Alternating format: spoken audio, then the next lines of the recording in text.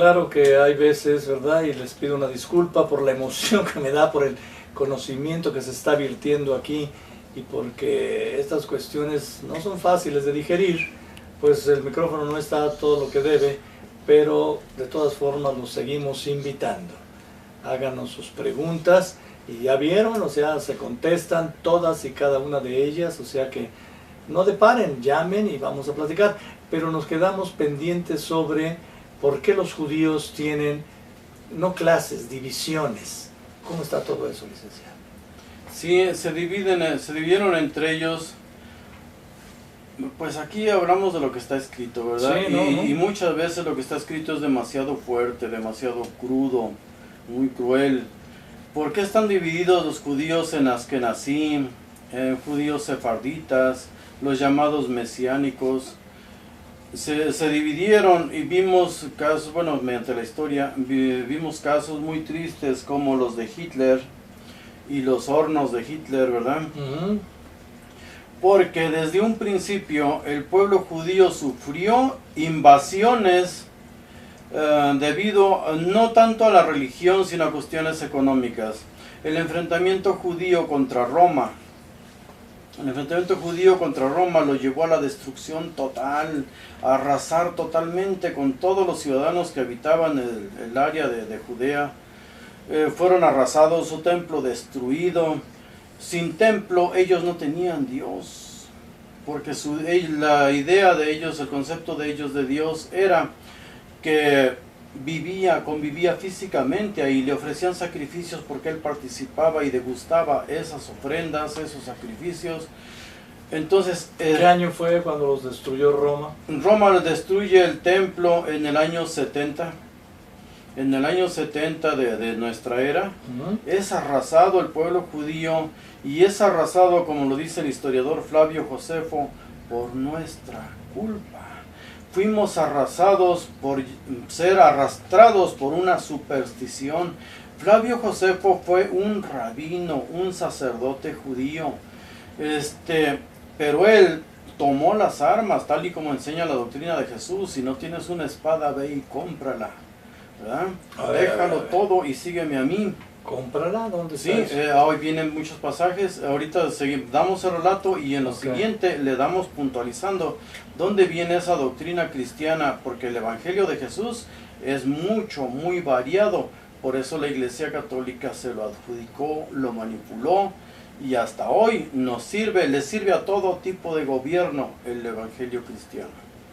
El que no tiene una espada, vaya y cómprela. Yo no vine a unir, sino a separar. El que no está conmigo, está contra mí. Eso sí, pero ¿verdad? Lo otro, bueno. Sí, luego vamos a buscar los versículos exactos de dónde dice. Y hay una que puntualiza así totalmente. Dice, los que no me aceptan como su Mesías, los que no quisieron que yo gobernara entre ellos, tráiganlos ante mí y córtenles la cabeza. Y esa sí está en Lucas 19:27. Bien, Flavio Josefo es uno de los que toman la espada y se enfrenta a Roma. A él es un general, Flavio Josefo es un general judío y le toca defender una ciudad pequeña que se llamaba Jotapata. Es derrotado porque Tito y sus militares primero derrotan a todas las ciudades pequeñas aledañas a Jerusalén. Jerusalén la deja para conquista final, pero ya cuando no pueda recibir ninguna ayuda de las ciudades aledañas, ¿verdad? Que en la noche se escaparan, se surtieran de alimentos y todo, o simplemente escaparan, no, arrasó con todo alrededor y después sitió Jerusalén y luego la dominó. Quien destruye el templo de Jerusalén es un general de ascendencia judía, se llamaba Tiberio Julio Alejandro. Para destruir Jerusalén, Tito se allegó de los mejores generales y dijo, si los judíos son necios hasta la muerte y son capaces de morir, yo necesito un hombre que sea capaz de matarlos a todos, arrasar con todos, mujeres, niños y su mismo templo, y nadie mejor que un judío. Tráeme a Tiberio Julio Alejandro. Y fue el general Tiberio Julio Alejandro, judío de raza y judío de religión, quien destruyó. ¿Por qué el nombre? Julio Alejandro. Tiberio Julio Alejandro. Ningún hombre judío de los tres, ¿no? No, porque él es ciudadano romano, igual que Pablo, igual que todos los que supuestamente, ¿verdad? Él nació en Alejandría, en Egipto, pero era de ascendencia judía. En Alejandría, Egipto, vivía, por decir así, 500,000 de judíos, y en Jerusalén 500,000 de judíos, para que se vea cómo estaba nivelada la población. Eran más, de hecho, los judíos que vivían fuera del territorio palestino que de los que estaban ahí dentro. La guerra la hacen todas las pobres tribus que son los que se encontraban alrededor y se refugiaron en el templo de Jerusalén porque creían que ahí no iba a pasar nada. No iba a pasar nada, y que ellos, dice Flavio Josefo, fuimos arrastrados por una superstición, porque ellos creían que de verdad Dios iba a venir y los iba a salvar. Ellos siempre creyeron eso. También lo creyeron cuando fueron dominados por Hitler y eran quemados y decían, no, yo no, va a venir Dios a salvarme. Y así caminaban todos al cadalso. Cuidado con las fantasías, cuidado con el fanatismo. Sí, no lo vemos en nuestro tiempo, y el fanatismo nunca ha dejado buenos resultados. Ahora, cuando es el asedio y la toma de Jerusalén, muchos un poco antes lograron huir. Muchos judíos huyeron. En Alejandría estaban bajo el dominio de Roma, pero después fueron presionados porque los veían como traidores, ¿verdad? Fueron presionados y huyeron muchos judíos hacia Alemania, ¿sí? A lo que es Alemania, a lo que es Francia. Huyeron muchos judíos y se asentaron ahí. A España también. Los que huyen para Alemania y Rusia, a ese rumbo, son los conocidos como Askenazí, judíos Askenazí. Y los que huyen a Portugal y España son los judíos sefarditas, los que nosotros conocemos como judíos sefarditas. Pero había otra opción y ellos no la aceptaron, y esa opción era rendirse. ¿Mesiánicos? Sí, los mesiánicos se rinden. Los mesiánicos aceptan la nueva religión, sea cual sea, pero aceptan la nueva religión de esa ciudad, ¿dónde estaban? de ese pueblo. Se quedaron a servir a Roma. Ellos no se enfrentaron a los romanos. Ellos fueron los que inventaron el cristianismo. Ya no somos nosotros, dijeron, nosotros ya no somos judíos, y en la Biblia señala a los judíos. Pero son judíos los que están escribiendo. Exacto. Sí, entonces reniegan de su raza, reniegan de su origen totalmente. Esos judíos mesiánicos se han acoplado en todo el mundo, y hoy en nuestra cultura aquí en Latinoamérica son los llamados evangélicos. Son evangélicos y no otra cosa. Aceptan el Dios del Antiguo Testamento y aceptan a Jesús como su Salvador, y punto. Son los llamados judíos mesiánicos. Pero hay otros, los askenazí, los sefardí. Esos prefieren huir, y si son presionados, como fueron presionados en España, muchos de ellos, ¿verdad? Y sobre todo en la Edad Media, cuando son presionados, prefieren agarrar sus cosas o lo poquito que puedan llevarse y se van. Pero no reniegan de su religión, no reniegan de sus costumbres o su cultura, ¿verdad? No reniegan de nada de eso, y prefieren muchos morir. ¿Son los ortodoxos? Llamados ortodoxos, sí. Son los ortodoxos. Ellos dicen, no, yo prefiero morir. Ahora, no se trataba, dijeron, si somos el pueblo de Dios, pues ya es hora de que lo demostremos. Dijeron, ¿cómo es que nosotros somos apaleados en todo el mundo? ¿Verdad? Y no tenemos patria, y no tenemos un lugar donde asentarnos. Dijeron, ok, el Mesías somos nosotros. Y en cada ciudad donde se encuentran ellos, empezaron a dominar la economía, empezaron a dominar la política, no participando ellos directamente, sino moviendo gente idónea. Claro, apoyando, sí, organizando, también subsidiando, ¿verdad? Subsidiando. Ellos, hay unos escritos de los rabinos, yo he leído mucho de ellos, ¿verdad? Hay unos señalamientos que son hermosos. O sea, ellos mismos dicen, déjate de fantasías. Déjate de fantasías. Mira, Dios es el universo. El Big Bang no es otra cosa más que lo que hoy conocemos como la Cábala, quienes hemos estudiado eso, la Cábala. El espíritu es lo mismo, el Big Bang. Ellos están involucrados en la ciencia, pero sobre todo en los conocimientos, y dicen solo los goyim, o sea, los ignorantes, ¿verdad? Los cerdos que le llaman ellos, los perrillos.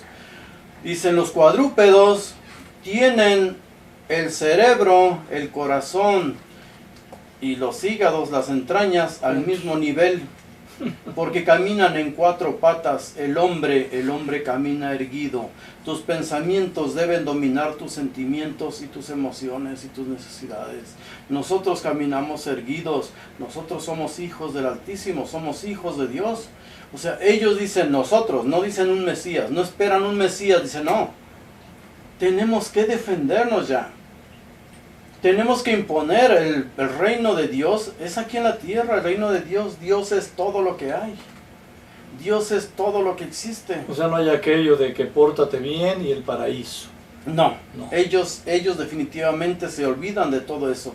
Los judíos askenazí, y está comprobado, son los que han ganado los premios Nobel en todas las ciencias, en una proporción enorme en comparación con... Y no niegan ser judíos, o sea, no. Yo soy judío americano, No. yo soy judío francés, yo soy judío. Soy judío, nada más. O sea, no la doble nacionalidad ahí, ¿no? Ajá. Sí, esa es la diferencia entre ellos, y su doctrina es así dura, ¿verdad? Fuerte. Dijeron, ya sufrimos mucho. Si ahora nos tenemos que ir hacia otro tipo de gobierno, ¿verdad? En Latinoamérica o en cualquier otro tipo de gobierno donde sea acorde, aquí hay problemas, ellos se van inmediatamente. Perdón, pero ya no se van como antes, con una maletita y sus hijitos. No, ya saben a dónde llegar. Sí, porque ellos ya tienen emporios en todo el mundo. Ellos se van, estas empresas, déjalas que se pierdan. Se van inmediatamente a otras. Allá hacemos otras. Sí, o sea, ellos dominan y controlan la economía a nivel mundial, y luego ellos controlan todo lo que es internet, todo lo que son los medios masivos de comunicación. Contratan a los más grandes científicos, y entre ellos surgen los más grandes científicos, ¿verdad? Con el apoyo, con, ¿verdad? Todo eso. Pero ya hemos hablado mucho de los judíos. Desde luego, son la base de todo este estudio, de todas las, ¿cómo dice usted? ¿Cómo se llama? Nuestra cultura. Sí, no, pero mitos y leyendas. Mitos y leyendas, sí. Ellos tienen sus mitos y sus leyendas bien establecidas. A mí me hicieron otra pregunta que acaba de surgirme aquí, y me dice, nos faltó el concepto de Dios para los egipcios. Ah, sí. Ahí cómo está. El concepto de Dios para los egipcios, porque nosotros estamos muy equivocados respecto a que ellos adoraban a dioses animales, ¿verdad? Exacto, que gato y que... Ajá, y dijimos, ahora, como una cultura que llegó a dominar, ¿verdad? Todo lo que era el norte de África, y llegó a dominar todo el norte de África. No eran naciones guerreras, pero sí tenían ejércitos como para defenderse. De hecho, hasta los griegos fueron los que llegaron a dominarlos, pero incluso los persas no pudieron dominarlos, fueron vencidos los egipcios. Alejandro. Sí, los egipcios fueron vencidos únicamente en un choque contra Persia, pero no pudieron los persas llegar hasta Egipto. El único que los venció fue Alejandro Magno. Ese sí los derrotó. Sí es histórico. Sí, ahí ya estamos hablando de historia pura. Porque también hay leyendas de él, que cuando ya dominó a Egipto y a Jerusalén y a todo aquello, el mundo conocido, pidió entrar al templo él solo. O sea, es una de sus historias, porque su madre le había dicho que él era hijo de Dios. Hijo de un Dios. Hijo de un Dios, ¿verdad? De hecho, sí. Entonces entra al templo y sale feliz y dice, ya lo comprobé, sí soy. Ah, caray, entonces, digo, también hizo todo un trabajo enorme esta persona, ¿no? O sea, sí, cambió lo que habían hecho todos los demás grandes emperadores, grandes conquistadores, cada quien tiene su lugar en la historia. Claro. Pero lo que él hizo, porque era discípulo de Aristóteles, de uno de los grandes sabios, entonces lo que su maestro le inculcó, lo que su maestro le inculcó es que ellos eran grandes en sí, grandes, y que todos los demás pueblos eran bárbaros. Entonces, Cada nación que él conquistaba imponía la lengua griega, imponía la escritura griega y imponía los dioses. Cambiaba toda la cultura. Pero no dijimos los dioses para los egipcios, entonces... Los egipcios, ajá. La historia de Egipto es fascinante, ¿verdad? De hecho es la que más se analiza, la que más se trata y se menciona. Es la historia egipcia, la historia de Egipto. Por sus pirámides, por sus... Sí, pero regalos. cuando los egipcios, lo que nosotros conocemos como egipcios, esos seres humanos llegaron, las pirámides ya estaban. Hubo muchos faraones, reyes, porque faraón es una palabra falsa, son reyes de Egipto y nada más. Cuando los faraones usan algunas pirámides como tumba, es porque se fueron acercando a ellas poco a poco, pero no las construyeron ellos. Sí hay pirámides construidas por seres humanos, pero son unos pequeños montones de rocas ahí. Pero jamás las grandes pirámides. Ellos descubrieron y les llevaban la información a los faraones y después los grandes faraones llegaban, veían y decían, esta, o sea, una sala ya ahí descubierta, esta la quiero para mi tumba, la tumba real, y esto va a ser el templo y esto va a ser aquello. ¿Pero eran monoteístas? De hecho sí, ellos adoraban el dios Sol, Ra. Ellos adoraban el dios Sol, únicamente para ellos Dios era uno, y muchas manifestaciones de Dios, y por eso nosotros nos equivocamos al creer que adoraban a dioses con cabeza de ibis, de un ave, que adoraban a dioses con cabeza de chacal. No, la filosofía de ellos es muy importante, porque en realidad ellos decían que el ser humano en un momento dado debía tener la mentalidad de un lagarto para poder sobrevivir cuando hay inundaciones. Cuando hay inundaciones, y el hombre debía crecer como hombre, pero después tener la mentalidad de un ibis, de un ave que va a sobrevivir recolectando lo primero que encuentre cuando se trate de emigrar. Y la misma cabeza de un chacal, porque debes poder sobrevivir en el desierto y debes poder sobrevivir. Entonces les daban conocimientos, a todos los grandes maestros sacerdotes les daban conocimientos. Y ahí vemos diferentes templos regidos por varios dioses diferentes. Pero era que iban adquiriendo los sacerdotes diferente tipo de conocimientos. Nosotros nos hemos engañado por las grabaciones que ellos han hecho pictóricas, ¿verdad? De figuras de animales y de cuerpos mixtos, de animales con cabeza, de seres humanos con cabeza de animales. Siempre en toda su pictografía, en toda su escritura, encontramos serpientes entrelazadas. Siempre vamos a encontrar, el mismo faraón, su adorno, serpientes entrelazadas. La serpiente, aquí entre los egipcios, no era adorar a dioses reptil o dioses serpiente. Para ellos ya era un mensaje más profundo, lo que hoy conocemos como el caduceo. Las serpientes entrelazadas es ADN. Ah, claro. Entonces ahí se juntan con nuestra historia, ¿verdad? Sí. Con América, con las serpientes, con los relatos de esta parte del mundo. Habíamos visto que hay pirámides nada más, bueno, hay pirámides en toda América. Sí. Hay pirámides en Egipto y la famosa Atlántida. La Antártida, sí, Atlántida, que es la ciudad desconocida, ¿verdad? Lo que busca todo mundo, de ahí viene la leyenda, los mitos de Platón. La cultura egipcia nos deja a nosotros un avance ya, ¿verdad? De que no pensemos en serpiente, sino en dos genes, la genética entrelazada. El caduceo es genética entremezclada. Y se supone que evolucionaron seres de la tierra y seres reptiles. ¿Y cómo le llegaron a eso ellos? Esos conocimientos no se sabe, pero reptiles, las imágenes de reptiles también se encuentran bajo lo que fue el templo de Jerusalén. En los subterráneos también hay imágenes grabadas de reptiles. Esos conocimientos han caminado a través de la historia. Se supone que esos seres, según lo escrito, sí existieron y sí convivieron con el ser humano, y según la Biblia, nos dejaron sus genes. Más adelante, si gusta... Sí, es lo que quería preguntarle. Después de toda esta clase de historia y de conocimientos y demás, ¿qué es lo que quiere que analicemos? ¿A los griegos o nos venimos a América? Mejor los griegos y los judíos, pero ya en su entrando en cada tema, proyecto. Sí, en cada tema. Vamos a entrar en la los cultura, orientales. Sí, porque ahí vienen las mismas leyendas de los dragones, serpientes voladoras. ¿Dónde? ¿Con los orientales? Sí, en China. En China, Japón, tienen sus dioses. En la India, no se diga. No, yo quiero enseñar esta diosa. Es una diosa madre, Indonesia. Indonesia, imagínense. En todo el mundo se repiten los mismos relatos. Creo que es hora de pensar que la historia ha sido manipulada y que nosotros debemos Pero la historia en diferentes partes de nuestro planeta. La historia que conocemos como oficial. La historia oficial. ¿Pero esa quién la puede manipular? El hombre a través de los conocimientos que va adquiriendo. Pero por ejemplo, Buda, ¿a él quién lo manipuló?